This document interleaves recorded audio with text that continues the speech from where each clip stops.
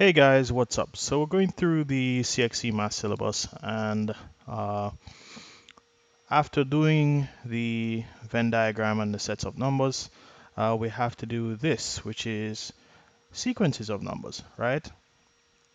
Factors, multiples, square numbers, and so on. But it doesn't really make sense to do all of this without doing section 1, part 10, which is use properties of numbers and operations in computational tasks, right? Properties of operations such as closure, associativity, uh, additive and multiplicative identities, and so on. So basically, we're just going to go through a list of identities. Right, identities are basically a set of rules that we use in mathematics, and these rules are important, okay? So let's just look at this. Let's just look at these rules. All right, guys, so right, so these are the identities, right?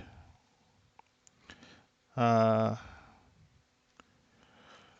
and identities are simply some rules in math to make sure that we're doing the right thing, okay? So they're very simple, very, very simple, okay? So let's start off with the first one. Okay, so what is zero? Okay, so zero is basically nothing, right? I think that's the best thing to say what zero is. It's pretty much nothing. And I don't know what else to describe this as. We can also describe zero in a different way. It can be used as a placeholder. So let's say, for example, we have 1040, right? These two zeros here are used as a placeholder. So this zero means that in the ones uh, section, there's no number in this one section. And here in this zero means that there are no hundreds, right? No hundreds. While this 4 means that there are four tens, right? Cool. Okay, so 0 can be used as a placeholder, right? Cool. Also, uh, right, 0 is pretty much the midpoint on the number line. It really represents nothing, okay? So let's draw a little number line here.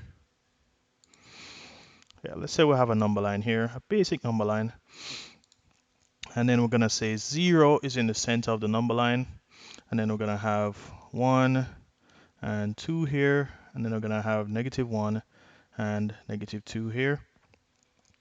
0 is just a space between, right? It's nothing, pretty much. I don't think we need to go over this anymore. It's really obvious.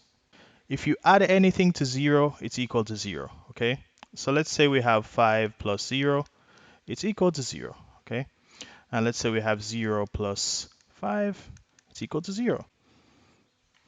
Okay, so the next thing we're going to look at is the identity for addition. And it's actually pretty much the same thing we just did.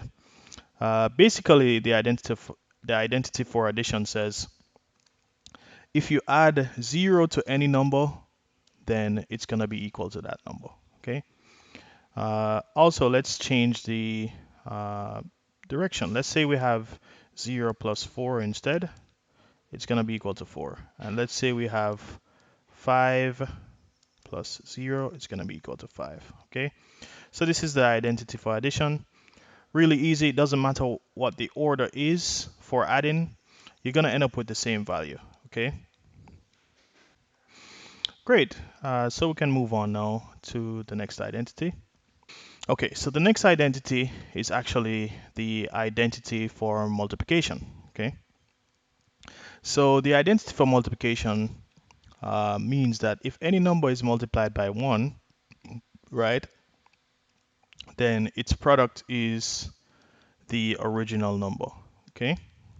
So if you multiply any number by 1, you're gonna get back the same number, okay? So, and it doesn't matter what the order is either. So 1 times 8 will give you 8, and 8 times 1 will give you 8, right? Let's use another example. Let's say we have 9 times 1. That should give us 9. And 1 times 9 should give us 9. Very easy stuff here, guys. These identities are really easy to understand. Okay. All right, guys. So that's the identity for multiplication. Let's just move on. Okay, so the next one is the identity for the additive inverse. And this says if you add 5, right, to -5, you're going to get 0, okay? And if you add 8 to -8, you're going to get 0, okay?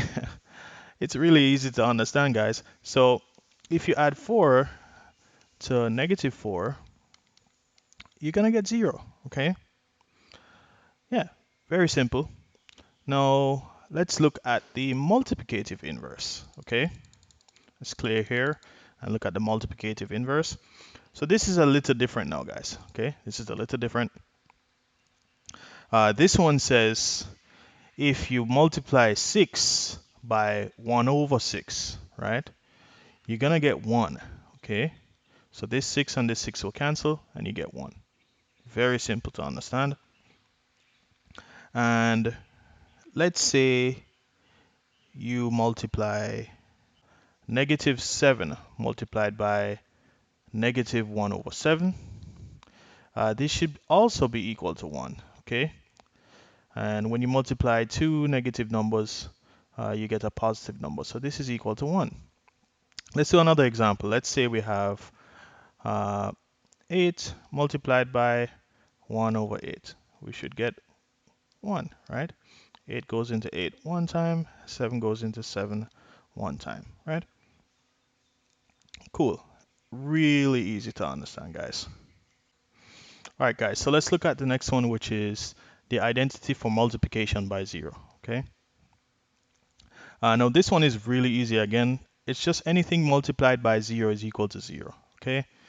Um, 1 multiplied by 0 is equal to 0. 4 multiplied by 0 is equal to 0, okay? A multiplied by 0 is equal to 0, okay? So anything multiplied by 0 is equal to 0.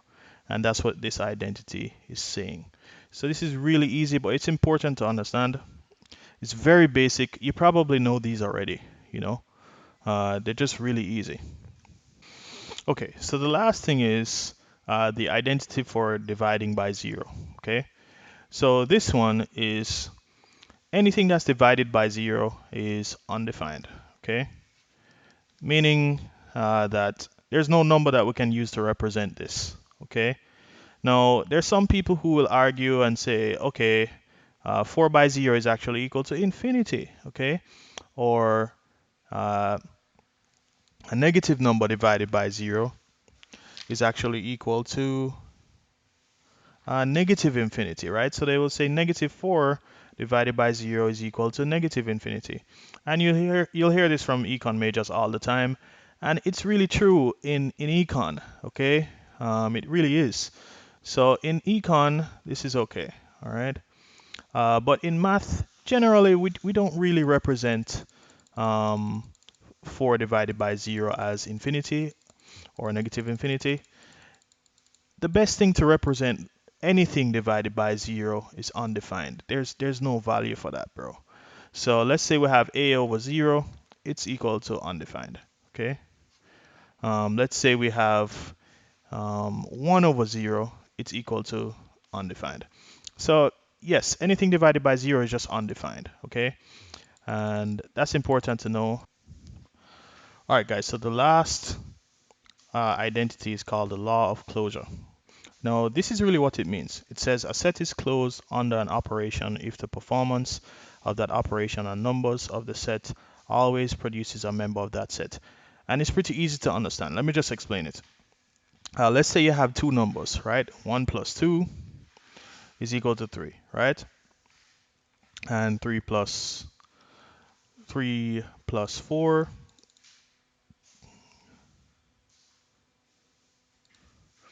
right? 3 plus 4 is equal to 7.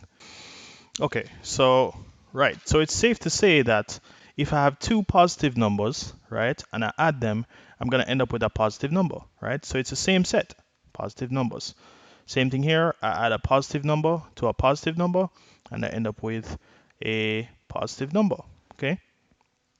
Same thing for multiplication. If I multiply 3 times 4, I'm going to end up with 12, which is a positive number. Let's look at another. Let's say I multiply 3 times 1. I'm going to end up with a positive number, right? Same thing. Positive number times positive number would give me a positive number. And a positive number multiplied by a positive number would give me a positive number, right? So the law of closure holds for addition and multiplication, okay? But let's use subtraction, okay? Let's use subtraction to see if it works, all right? So let's use the case of I have a positive number, right? And then I'm going to subtract a negative number. I'm going to end up with a negative number, right? So it's a bit different here, and it's not really too closed either, because let me use this case. Let's say you have 11 minus 8. That would give me 3, positive 3, right? So I'm just showing two cases in subtraction where I actually subtract something and I end up with a negative number, and I subtract something again and I end up with a positive number. So I don't always end up with the same set. I'm ending up with a different set in this case. So it's not closed, right? It's different. You really don't end up with the same thing. Addition is closed, okay? And multiplication is closed. You usually end up with the same set, right? Every time. You understand what I mean? Especially with similar numbers. But in this case, you're not really going to end up with the same set. And let's do another example here. And let's use 7 division. Divided by 2.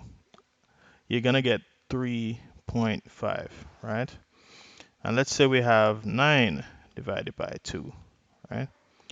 We're going to get 4.5, right?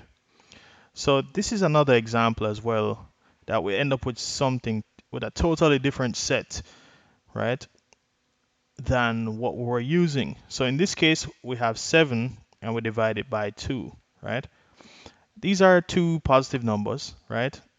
And yeah, let's put them in a set of positive numbers, or let's put them in a set of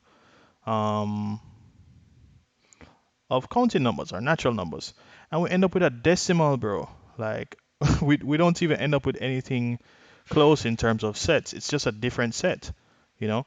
Same thing here. When we divide 9 by 2, we end up with a decimal. So yeah, when you divide, you can get many different types of numbers and different sets. So it's safe to say that multiplication and addition is closed, and subtraction and division are not closed. Okay, so great. And that's it, guys. So these are all the identities. That's all the identities we need for the exam. And now we can move on and do some more easy stuff. All right, guys, so we're finished here, and I'm looking forward to